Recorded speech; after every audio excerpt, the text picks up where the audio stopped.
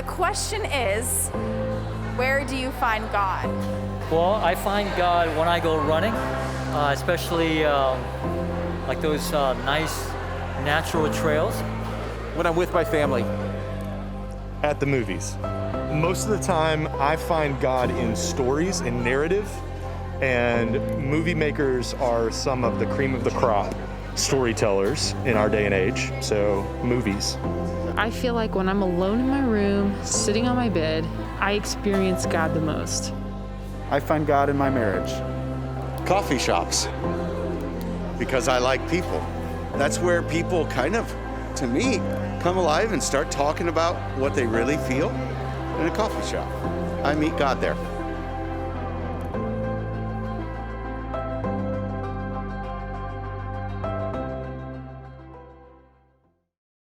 Buenos días, buenas tardes, digo. ¿Cómo están? ¿Cómo estamos? ¿Bien?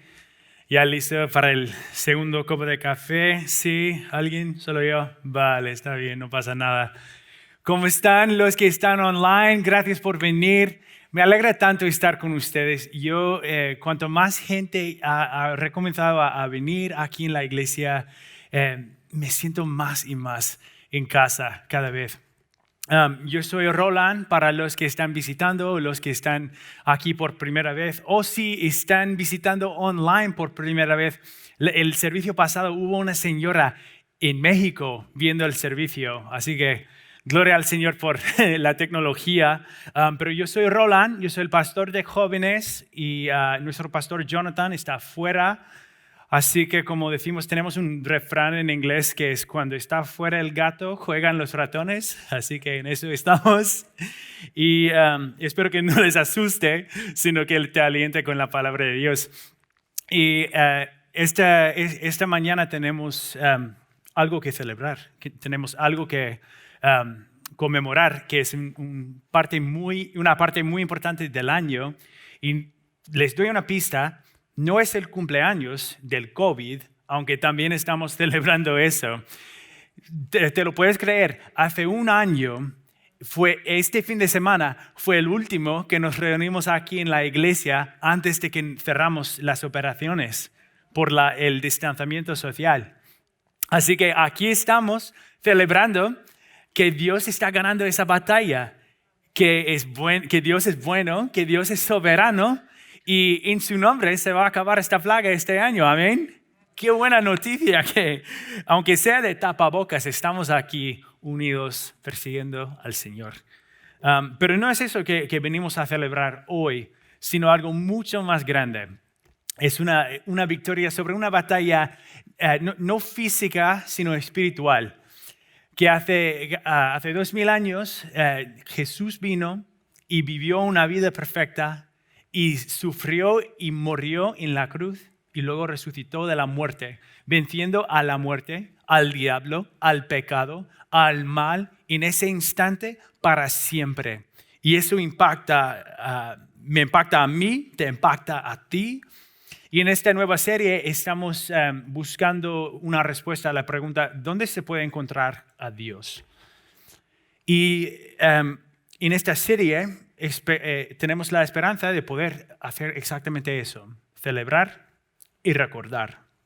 Pero eso va más allá que eso, porque nosotros no venimos aquí a la iglesia para hacer una lección de historia. Lo puedes hacer en casa si quieres eso, lo puedes estudiar en casa por tu cuenta si quieres hacer eso. También tenemos lecciones de historia aquí. Pero el propósito es que esa realidad de Jesús nos debe de cambiar la vida hoy, en nuestra comunidad, en nuestras familias, en nuestras amistades. Tiene que tener un impacto real, porque es un evento real que nos cambie la eternidad. Y queremos que la realidad de la victoria de Jesús y su salida de la tumba comience a hacer eso hoy, mientras celebramos y recordamos cómo era su camino hasta la cruz.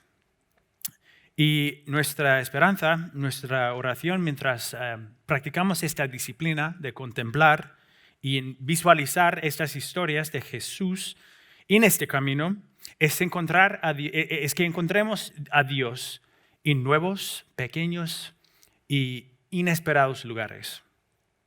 Y hoy vamos a enfocarnos un poquito en las expectativas, porque las expectativas son curiosas. ¿A quién le parece que a veces escribimos una novela cuando estamos creando nuestras expectativas? ¿Has oído que se dijo que el libro siempre es mejor que la peli? Yo sí, y he vivido eso. Y cuando tenía como 8 o 9 años, estaba en el 3er grado, entonces por ahí yo tenía una profesora que se llamaba señora Steer, y ella siempre leía a nosotros el libro de Harry Potter and the Sorcerer's Stone, el primero de esa serie.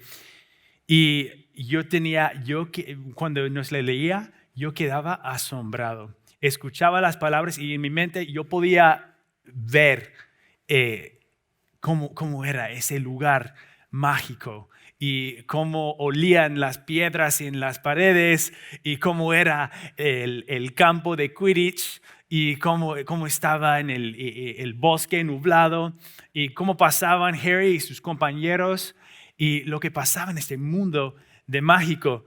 Y quedaba asombrado.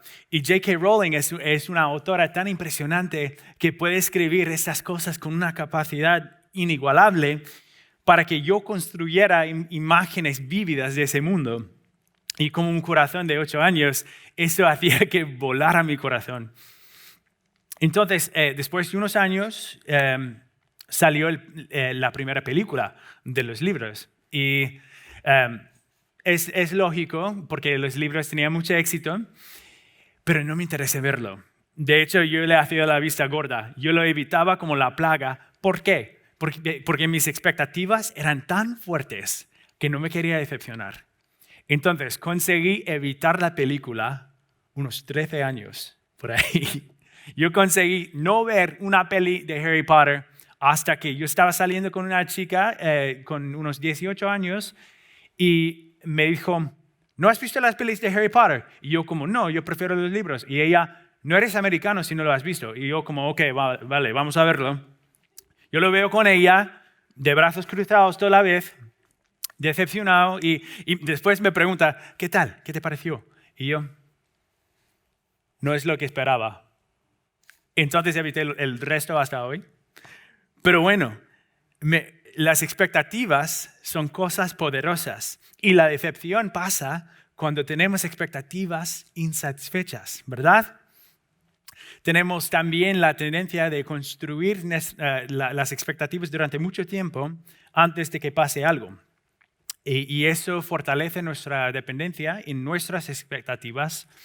La probabilidad de que nos decepcione si no llegan a ser satisfechas y también debilita nuestra capacidad de aceptar una nueva realidad o de adaptarnos cuando llegue el momento.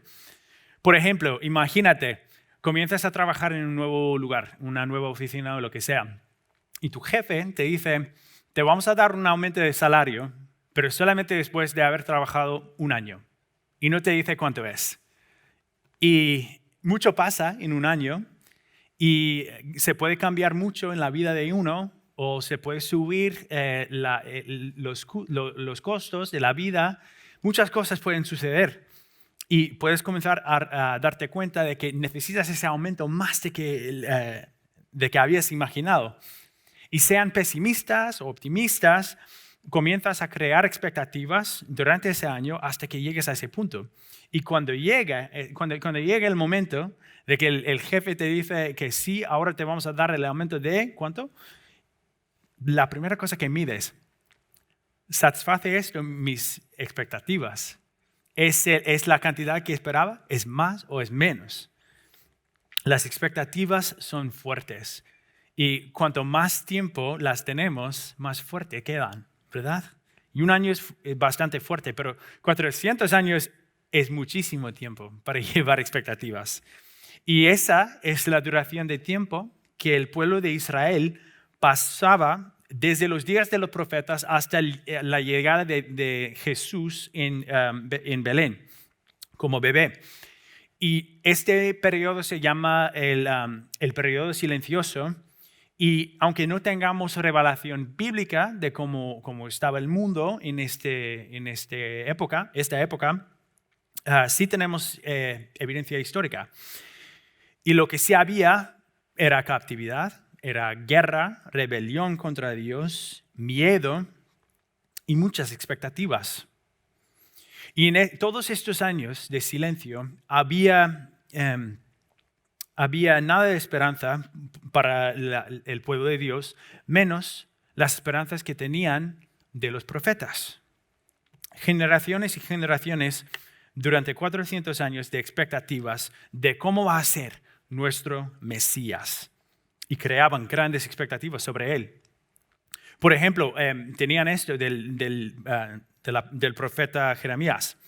Llegarán días, afirma el Señor, en que cumpliré la promesa de bendición que hice al pueblo de Israel y a la tribu de Judá.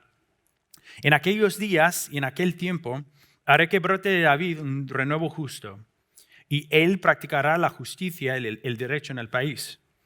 En aquellos días Judá estará a salvo y Jerusalén morará segura, y será llamado así: el Señor es nuestra justicia. De cierta forma, esta audiencia es una audiencia en captividad.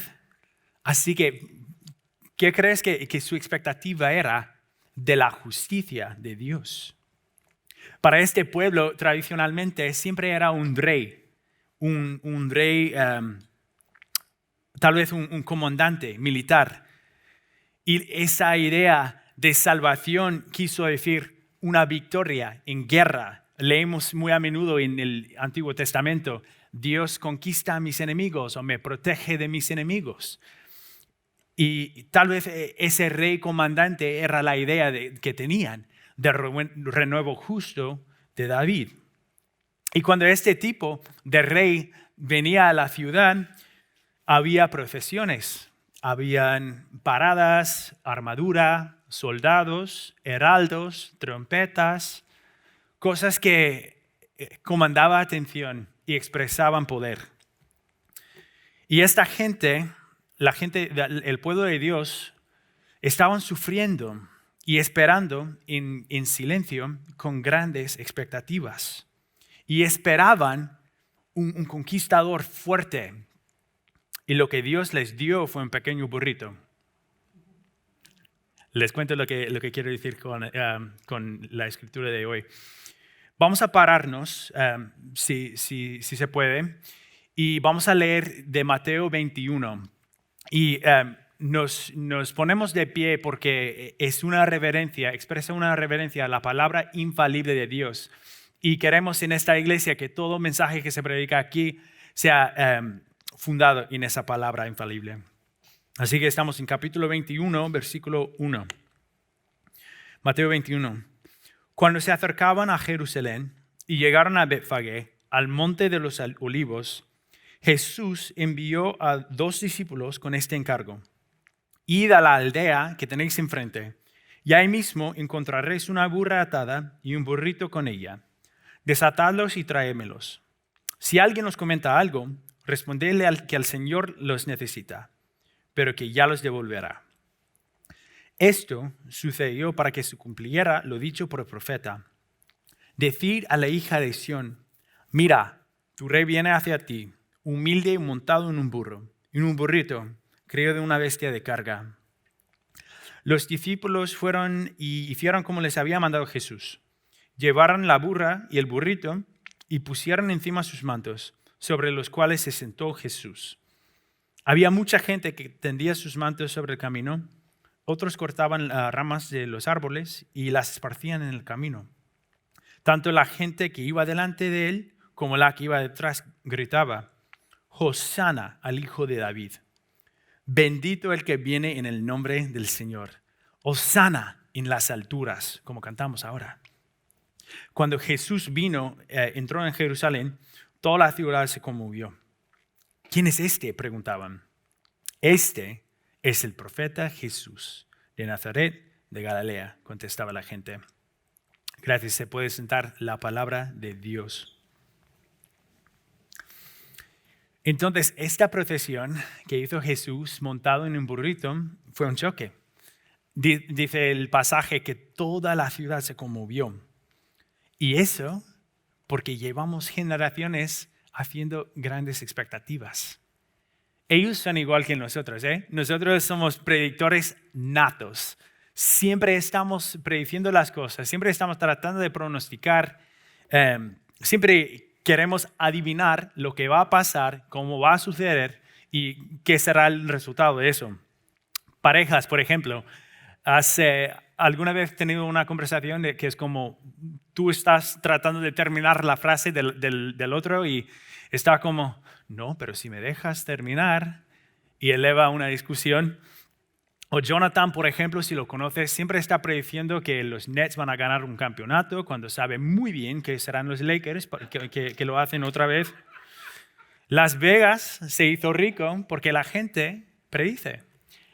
Los meteorólogos tienen una mala reputación porque la gente predice. Y las escuelas han estado mal preparados para la pandemia porque a la gente nos encanta predecir. Piensa en tus predicciones el año pasado. Este fin de semana, primer fin de semana de marzo, ¿qué ibas a hacer el año pasado? Yo, el siguiente fin de semana, yo iba a llevar un grupo de high schoolers hasta las montañas a predicarles y hacernos un retiro de bachillerato. Tenía pendiente un viaje a Brasil, enseñando a mi esposa una parte del mundo donde viví, en una parte importante de mi vida, y traduciendo por mi padre, quien iba a predicar allá, y no pasó. Y en el trabajo estaba haciendo estrategias para poder visitar a los estudiantes mientras estaban en la escuela, y luego no había escuela. Y luego también pasé un semestre aquí ayudando, facilitando con las clases de Zoom que tenían los estudiantes y preguntándome por qué estoy aquí, por qué escogí ese camino para mi vida. No, pero fue muy divertido, pero también completamente diferente que mis expectativas. Y Jesús también era así, completamente nada que ver con las expectativas de la gente. Tenía nada que ver. Este camino en el burrito es el ejemplo perfecto de eso. No vino con desfiles, con trompetas, con armadura, ni siquiera exhibía su poder. Vino a Jerusalén la semana que iba a la cruz en un burrito. Y es el mismo tío que decía siempre a la gente, tienes que hacer esto de la forma al revés que conoces. Como por ejemplo, has oído que se dijo, odia a tu enemigo, pero yo les digo que le ames, que ores por él. ¿Ah? ¿Qué dices? También, dichosos los que son pobres en espíritu, los que lloran, pero no son débiles. No, dichosos los que lloran, los humildes, los que tienen sed y hambre por la justicia, los compasivos, los de corazón limpio, los que trabajan para la paz. Y dijo que los últimos serían primeros y los primeros serían últimos. ¿Qué es eso? El mismo momento que Jesús llega a la ciudad, Él modela eso para su gente. Que Él, el primero de todos, se iba a hacer el último para elevar los que le enaltece a Él. Y esa entrada se refiere a como la entrada triunfal, pero tenía nada que ver con las ideas sociales y culturales de entradas ni de triunfos de la época, ni de ahora tampoco. Jesús está mostrándonos en esto que el camino a hacerse grande es hacerse pequeño, que la forma de hacerse primero es hacerse último. Y Pablo lo dice muy bien en 2 Corintios, dice, ya conocéis la gracia de nuestro Señor Jesucristo, que aunque era rico, por causa de vosotros se hizo pobre, para que mediante su pobreza vosotros llegarais a ser ricos. Esa es la gracia de Dios, un regalo que no nos merecemos, que nos amaba tanto que dejó la perfección, el confort y la gloria del cielo para venir montado en un burro, en ropa de campo y sufrir en una cruz romana para que nosotros pudiéramos subir. Él no necesitaba que nosotros nos eleváramos a nosotros como se trató de hacer con una torre de Babel. No, nosotros no podemos subir hasta donde Dios. Él tuvo que bajar hasta nosotros. Jesús está redefiniendo el triunfo haciéndose el último. Una de las primeras cosas que hace en su ministerio público es llegar al sinagoga y expresar sus valores citando Isaías capítulo 61. El Espíritu del Señor Omnipotente está sobre mí, por cuanto me ha ungido para anunciar buenas nuevas a los pobres. Me ha enviado a sanar los corazones heridos, a proclamar liberación a los cautivos y libertad a los prisioneros, a pregonar el año del favor del Señor. Esa es liberación, ese es el rescate que se nos prometió. Esa es la culminación de 400 años de grandísimas expectativas. Y la buena noticia para ti y para mí es que tiene nada que ver con las expectativas que teníamos. Es que nuestras expectativas en Jesús no son solamente satisfechas, sino completamente excedidas. Es que nuestra oración para ustedes y para nosotros también esta temporada de Pascua es que puedas encontrar a ese Jesús en el hecho de celebrar y recordar lo que pasó en la pasión, lo que pasó en la Semana Santa, el día de la crucifixión, el camino hacia Jerusalén. Y mientras pasamos por esta serie de cómo encontrar a Dios o dónde encontrar a Dios, nos juntamos para perseguir un entendimiento y un agradecimiento por la forma que Dios escogió hacer esto, por la forma que decidió a salvarnos, porque esas son buenas noticias que nosotros no lo podemos hacer solos. Y una cosa para celebrar, si te sientes que tus expectativas constantemente están insatisfechas, ese Jesús es para ti. Vino por ti y vino para ti. Romanos capítulo 5 dice que Dios nos demuestra su amor por nosotros en esto, que cuando aún éramos pecadores, Cristo murió por nosotros. No esperó hasta que nosotros llegáramos a la perfección solos para morir, para que fuéramos un sacrificio digno. No, cuando aún éramos pecadores, se sacrificó por nosotros. Cuando aún éramos pobres, Él tomó esa pobreza en la cruz y nos hizo ricos. Cuando aún dolíamos, Él tomó 3 clavos y una corona de espinas. Cuando nos sentíamos que no nos conocían, que no nos veían, que no nos amaban, Él fue expuesto públicamente y con latigazos en la espalda. Cuando sentíamos que no éramos nada, Jesús lo dio todo. Teníamos expectativas y Él nos dio esperanza. Vino montado en un burrito, con una idea volteada de lo que es la grandeza, que se trata de humildad y de amor. Y la gente que estaba ahí parado en el camino entendía eso. Por eso echaban sus mantos, por eso levantaban las ramas, gritando Hosana en las alturas, como cantamos. Hosana en hebreo quiere decir sálvanos, rescátenos. Esa gente veía lo que hacía en ese burrito. Y en eso veían a su amor y a su necesidad por ellos. Y le alababan porque en Él tenían esperanza.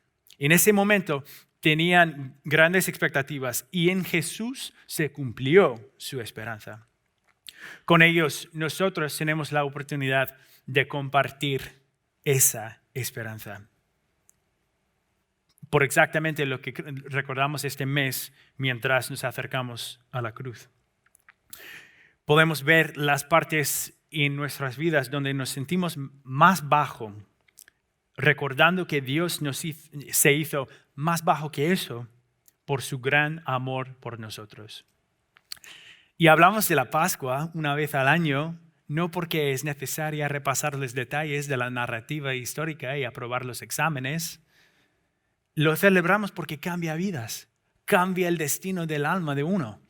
La semana pasada celebramos con bautizos que 5 personas entendieron la buena noticia de Jesús y 2 de ellos tenían 10 años o menos. O sea, cambia la vida ese hecho de Jesús. Y Él, montado en un burrito, hace una parte bien grande de eso. Entonces, ¿cómo debemos de responder?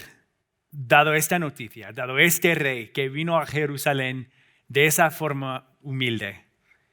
Y si me has escuchado predicar antes o has hablado conmigo, tú sabes ya que siempre vamos a hablar de desafío y de invitación. Y para unos de nosotros, esta imagen de Jesús, el Salvador humilde, viene como un desafío. Es muy fácil a veces considerarnos triunfadores, decir, nada de lo que yo tengo, alguien me lo dio. Yo he trabajado para todo lo que tengo, para todo lo que soy, para merecer y alcanzar todo lo que soy. Otros dicen, no soy religioso, pero yo me considero una buena persona.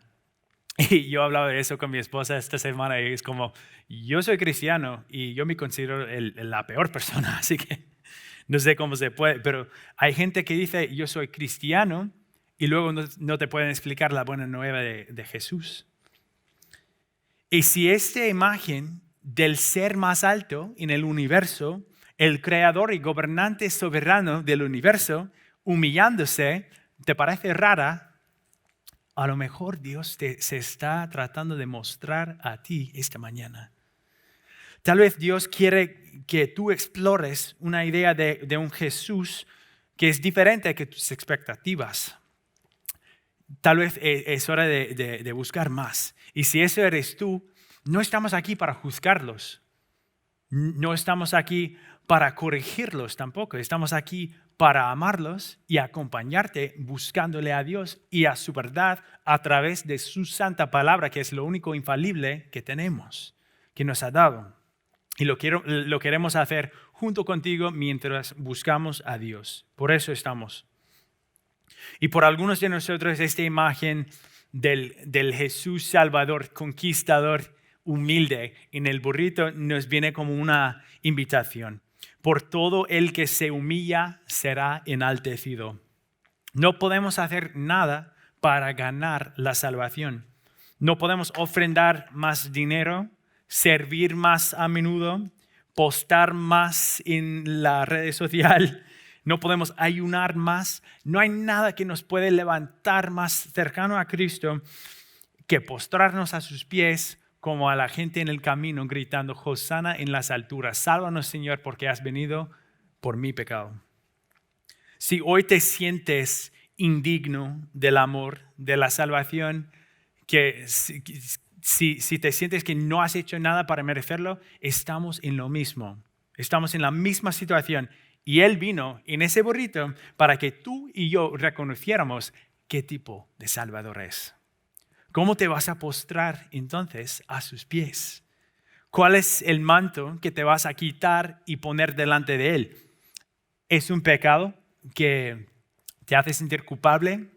¿Algo que se te ha ido de las manos y quieres arrepentirte, pero has tenido miedo de tomar ese paso? O tal vez sea que te tienes que rodear más con gente que le está buscando para que se postran ante Él en grupo o gritando juntos, Salvana. ¿Es que te necesitas conectar con otros creyentes? ¿O es la primera vez que escuchas este mensaje y quieres saber más?